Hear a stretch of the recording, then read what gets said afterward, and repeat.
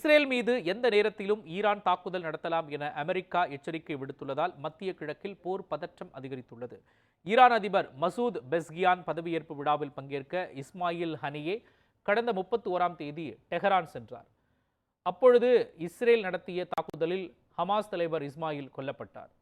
அதற்கு அடுத்த நாள் நடத்திய தாக்குதலில் ஹிஸ்புல்லா அமைப்பின் தளபதி புவாத் சுக்கூர் உயிரிழந்தார். இஸ்மாயில் படுகொலைக்கு கண்டனம் தெரிவித்த ஈரான் தலைவர் அயத்துல்லா அலி கொமேனி நாட்டின் விருந்தினராக வந்திருந்த இஸ்மாயில் படுகொலைக்கு பழி வாங்குவோம் என இஸ்ரேலுக்கு எச்சரிக்கை விடுத்தார். இந்நிலையில் காசா அருகே உள்ள 2 பள்ளிகள் மீது நேற்று இஸ்ரேல் நடத்திய வெடிகுண்டு தாக்குதலில் 25 பேர் உயிரிழந்தனர். பாலஸ்தீனம் மீது கடந்த 10 மாதங்களாக இஸ்ரேல் தாக்குதல் நடத்தி வரும் நிலையில் தற்பொழுது நடக்கும் சம்பவங்கள் மத்திய கிழக்கு நாடுகளில் உச்சக்கட்ட போர் பதற்றத்தை ஏற்படுத்தி இருக்கின்றது.